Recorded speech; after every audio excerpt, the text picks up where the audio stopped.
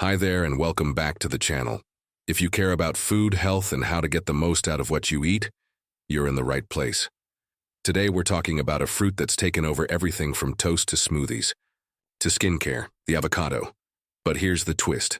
This video isn't just about how healthy avocados are. We're going to tackle the good, the misunderstood, and yes, the brown and bruised parts too. If you've ever thrown out an avocado because it looked a little off, this episode might just save you a few bucks, and possibly your health. Before we get into it, take a moment to hit that subscribe button and click the bell so you never miss a video. And I want to hear from you. How do you usually eat your avocados? Sliced, smashed, sweet, or savory? Drop your answer in the comments. I read every one. All right, let's start with the basics. If there were a global health food ranking, avocados would be at the very top. And not just because they're trendy. They're one of the rare foods that deliver healthy fats, fiber, essential vitamins, and antioxidants, all in one creamy, delicious package. So let's set the stage. Imagine it's mid-afternoon. You're hungry, but dinner's still a few hours away. You want something healthy, maybe you reach for a handful of blueberries. Good choice, right? Absolutely. Blueberries are full of antioxidants. But here's what most people don't realize. Those antioxidants like vitamin A, E, and K actually need fat to be fully absorbed by your body, and that's where avocado steps in as the ultimate nutritional wingman. Its high content of heart-healthy monounsaturated fats makes it a powerful nutrient transporter. When you pair avocado with other nutrient-dense foods like berries, leafy greens, or carrots, it doesn't just add creaminess, it supercharges absorption. You get more from your salad, more from your smoothie, and more out of every bite. But let's pause here because yes, avocados are packed with healthy fats, but they're also surprisingly low in net carbs. This makes them ideal not just for balanced diets, but also for people following low-carb, keto, or insulin-sensitive eating plans. And that fat? It's the good kind. Monounsaturated, anti-inflammatory, and cardioprotective. Now let's talk fiber. Most people don't eat enough of it, and yet fiber is crucial for everything from digestion to stabilizing blood sugar. Avocados are one of the few foods that offer both soluble and insoluble fiber, meaning they help feed your gut bacteria, promote regularity, and slow glucose absorption to avoid spikes and crashes. And here's something even seasoned avocado lovers might not know. They're rich in phytonutrients like lutein and zeaxanthin, which are essential for eye health. Yes, your morning avocado toast is also helping protect your vision. That's a win. Now, all of this makes for a pretty amazing fruit, right? But we're not here to just sing praises. We're also here to break myths. Let's address the elephant. In the kitchen, what happens when your avocado starts to brown?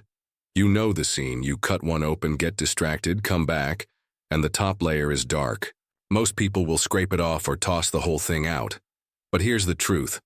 Browning is not spoilage, it's oxidation.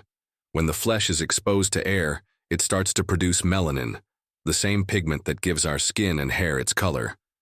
That brown tint might look a little funky, but it's not dangerous and it doesn't mean the fruit has gone bad. Unless the smell is off, the texture is slimy, or it's been sitting out for days, that avocado is still perfectly safe, and still packed with all those nutrients I mentioned earlier. If the appearance bothers you, just mix it into guacamole or blend it with lime for a creamy dressing. Oxidation doesn't change the nutritional profile in any meaningful way. Now here's something even more important. Why you should think twice before tossing even a small part of your avocado. Did you know it takes about 50 liters of water to grow just one avocado? That's over 13 gallons for one fruit. Avocados are water-intensive crops, especially in regions prone to drought like California, Chile, and Mexico. So when we waste avocados, we're not just wasting money, we're wasting resources. And with demand skyrocketing, especially in trendy health markets, avocado farming has come under pressure. Some areas have even seen troubling issues like unsustainable farming and, in rare cases, criminal extortion of small growers. I'm not telling you this to make you feel guilty, but awareness matters. When you understand the full journey that food makes from farm to plate, you start to value it more. And that small brown layer on your avocado? It's a sign of a natural process, not something that should send the whole fruit to the trash. Now, we're going to explore those dark spots and stringy brown fibers inside your avocado. Are they safe to eat? Do they affect taste? Spoiler alert, it's not what you think, and you'll definitely want to hear this before you toss your next fruit. Let's get one thing out of the way first. Not all blemishes in an avocado mean it's gone bad. In fact, many of those brown streaks, strings, or spots are a result of natural growing conditions. Avocados, like all produce, are affected by their environment. Everything from inconsistent watering to sudden changes in temperature can impact how an avocado develops on the tree. Those fibrous lines you sometimes see, they're often just strands of vascular tissue, completely harmless and edible. They're more common in certain varieties like Hass avocados grown during peak summer months, especially if the fruit ripens too quickly or unevenly. It doesn't mean the fruit is bad, just that it grew under some pressure or stress. Brown or grayish patches near the top or around the seed. These are usually bruises caused by handling or transport. Again, not ideal for presentation, but also not dangerous. As long as the flesh smells fresh and isn't overly mushy or fermented, you can absolutely eat around, or even with, those areas. A little trimming and you're good to go. Now let's talk safety. When should you actually skip the avocado? There are 3 signs to watch for. 1. A sour or off smell. A ripe avocado has a subtle nutty aroma. If it smells sour, rancid, or like yeast, it's likely started to ferment. That's your cue to toss it to a slimy texture. If the avocado feels unusually slippery or mushy throughout, and the skin gives way easily under slight pressure, it's probably overripe or decaying internally. Mold. This is rare, but if you see fuzzy white, blue, or gray mold on the flesh, not just the peel, don't risk it. Mold can penetrate soft fruit and isn't safe to cut around. But if you're dealing with a few brown threads or some light discoloration near the peel, don't stress. Not only is that fruit still good, it still contains all the same nutritional value we talked about in part 1. You're getting those heart-healthy fats, the gut-friendly fiber, the vision-protecting carotenoids, and more. And here's the bigger picture. According to the USDA, Americans waste about 30 to 40% of our food supply each year. A lot of that happens in our own kitchens, and a big chunk of it comes from produce we toss because it doesn't look perfect. Avocados are a huge part of that problem. They're delicate, they bruise easily, and their short shelf life makes them especially vulnerable. But every time we throw away an avocado because it has a few brown spots, we're also wasting the water, labor, transport, and energy it took to get that fruit from a farm, often thousands of miles away, to our table. And as consumers, we have the power to change that. One way to start? Shift our mindset. Nature doesn't always make perfect-looking food, and it doesn't need to. As long as it's safe, slightly blemished produce is still incredibly valuable to your body. Another tip: learn to use your avocados smarter. If one seems a little too soft to slice, turn it into a spread or mix it into a smoothie. The flavor blends beautifully with banana, cocoa, or berries.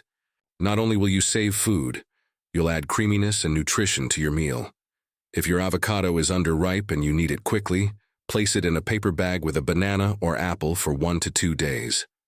The ethylene gas released will speed up ripening naturally, and once it's ripe, store it wisely. If you're only using half, leave the pit in the unused side, brush the exposed surface with lemon or lime juice, and store it in an airtight container in the fridge. This slows oxidation and keeps the flesh green longer. If all else fails, mash the leftover avocado with some lime and olive oil and freeze it in small portions. You can defrost later for use in sauces, spreads, or dips. When shopping, look for avocados that yield slightly to gentle pressure but aren't mushy. If you buy a batch, stagger their ripening by leaving a few on the counter and refrigerating the rest once they ripen. This simple move can save you from waste Support small or organic growers when you can. Local avocados often have fewer food miles and support more ethical growing practices. And don't be afraid of ugly avocados. A blemished peel doesn't mean the fruit inside isn't perfect. And finally, here's my favorite 5-minute avocado snack. Mash half an avocado with a squeeze of lemon, a pinch of sea salt, and a sprinkle of hemp seeds. Spread it on whole grain toast or eat it with veggie sticks. It's rich in fiber, healthy fats, and omega-3s, a perfect brain-boosting bite. So next time you see a spotty avocado, pause before you toss it. You might be holding one of the most nutrient-packed, sustainable foods on Earth. Don't forget to subscribe, and remember, every bite you save matters.